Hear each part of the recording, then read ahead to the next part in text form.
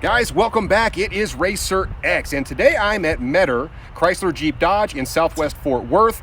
You guys may have seen me come over to this dealership before. They're good buddies of mine, and today I want to make a little video about the Charger or the Challenger RT and what it takes to make that car as fast as the 6.4 or the Scatpack. A lot of guys own the RT and they simply want to know, hey, you know, what does it take for me to get up to the power level and compete with the Scatpack? Yes, the RT is not quite as expensive.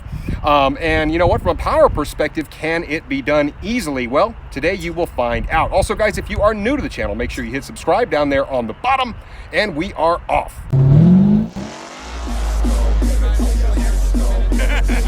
We got the 1,000 horsepower helmet.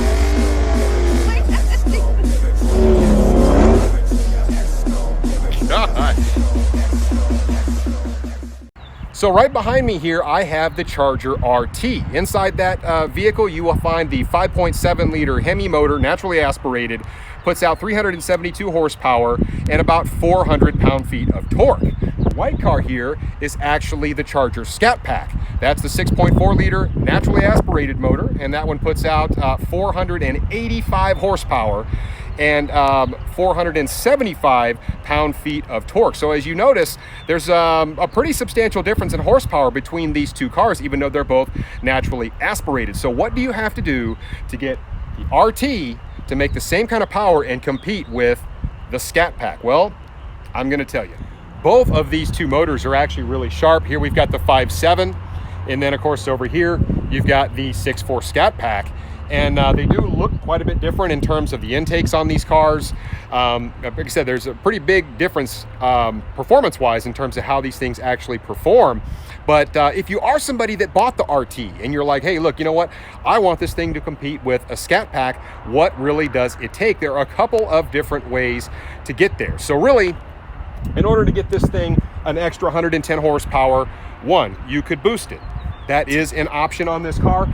It's kind of similar to the other motor in the 6.4, and the cars don't really like boost all that much, but yes, you can buy a supercharger for this, and you will definitely equal the amount of power and torque that you find in the Scatpack, but that won't be cheap. And think about it, there's about an $8,000 price difference, really, depending on trim level, between a Scatpack and an RT of, you know, equal measure.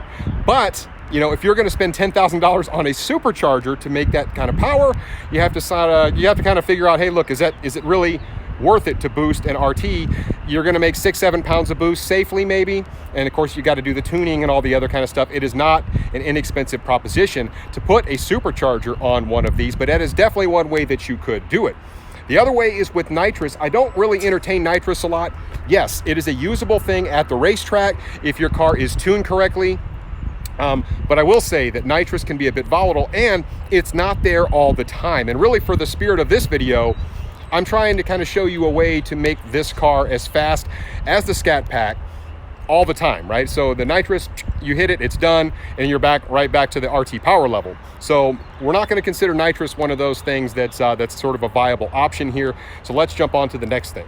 So what are some things we can do to the RT to maximize the horsepower, obviously keeping it naturally aspirated, and get to that magic 110 horsepower level? Well, we'll start with the front of the car. Obviously, this particular vehicle has a more restrictive air intake system, meaning that it's a little bit bottlenecked, certainly more than the 6.4 is. So the intake on this car is more restrictive. Also, the exhaust manifold on this car is more restrictive. So you actually will pick up a little more horsepower by doing those modifications on an RT than you will on a Scatpack. So something to be considered there. So where you may pick up 70 to 80 horsepower on a Scatpack, mod for mod, on the RT, you actually will pick up more, maybe 90 to 100 because of those restrictions. So really the first couple things I want to talk about, you've got your air intake system, or you've got your cold air intake system right here.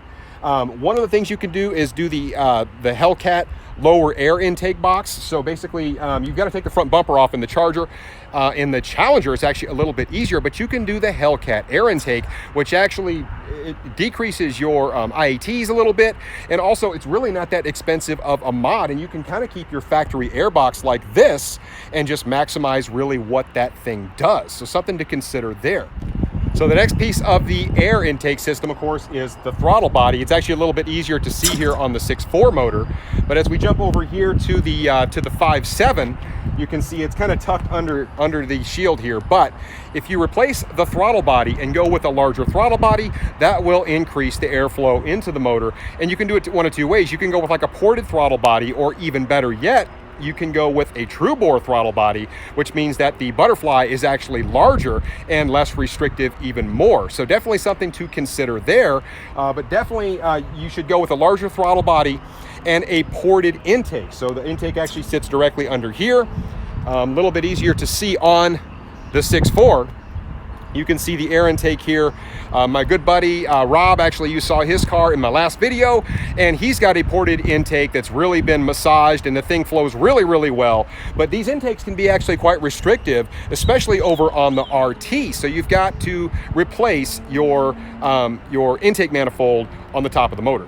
One other option for you to make your car not necessarily more powerful, but certainly a little faster at the track, is to put a converter in the car. So believe it or not, these two cars actually have the same transmission. It's the HP70. So from a holding perspective, you should be in pretty good shape with what comes in the RT. But that converter is going to help get you out of the hole and help those launches be more successful, and hopefully get your 60 foot down to where you will in fact be more competitive with a Scatpack. So something to consider there. Okay, so now we actually get into the motor itself. So the next thing I really want to talk about, and really kind of the biggest power adder of them all, is the camshaft. So they've got a bunch of different grinds out there. You don't necessarily have to go with a giant super lopey cam. As you saw in my good buddy Rob's car, he's got a cam that really doesn't make a whole lot of noise but makes great power. They have some really, really cool cam grinds out there that you can put in these cars that will actually make good power and maintain that really nice streetability for you. But you're not going to get to the Scatpack power level unless you put a cam in the car if you're going to keep it naturally aspirated. So hopefully something that's got a really nice linear curve to it, something that picks up all the way across the power line, and something that keeps your car nice and drivable. And you might pick up a good solid maybe 30 horse by doing your cam, and that'll pick up a big chunk of that power for you. Now, as we work our way back on the car, obviously we've kind of talked about the motor, the front side of the motor. Now I want to talk about everything that comes out of the motor, essentially. So really we start with a pretty restrictive system on the exhaust. Your exhaust manifold on these cars is not the best. So by doing long tube headers, you will pick up a fair chunk of power. Of course, we know that there's a tune that comes with that, which we'll talk about here momentarily. But if you go with long tube headers, get yourself some high flow catalytic converters. That's going to help that air just kind of flow right out the back a little more smoothly. And of course, go with a catback exhaust, something that flows fairly freely, that's not super restrictive. But guys, keep in mind, you're not going to pick up a ton of horsepower with a catback exhaust, regardless of what the manufacturers say. You will pick up a little bit, but in terms of the difference between one, a Corsa or a Borla or a Stainless Works or whatever, the gains are kind of negligible in terms of the difference between those. So pick a sound that you like, get yourself a catback exhaust, throw it on there, and go to town. But really everything from the motor back, go ahead and replace that, because you need something that's going to really flow air well. Lastly, and most important, is the tune. Yes, you will need a tune, and really the tune has to kind of encompass all of the different mods that you've done. So obviously with the long tubes, and you get the cam, and you get everything kind of working together, that's what sort of makes that package magic. And yeah, you should be able to reach pretty close to that Scatpack power level. Maybe not quite, but you're going to be darn close, and the car is going to perform like a champ. But the key is to get the right tune in the car, and my recommendation would be to go to an E85 tune if you have E85 available. So you can do a 93, it's not going to hurt anything. E85 is going to give you slightly more power, and it will keep your car slightly more consistent, in my opinion. But you do have to go with bigger injectors when you go to E85. So I know you'll probably need to at least go with like a 600cc injector on these, just to keep things flowing properly. But guys, it's all about the tune on these cars. So you get all those other mods working together, you don't have the right tune on it, it's still not going to perform well. But if you get a fantastic tune in it, I'm talking both PCM and TCM, transmission tune, your car should be very competitive with all the other mods that we've talked about with the Scatpack in stock form.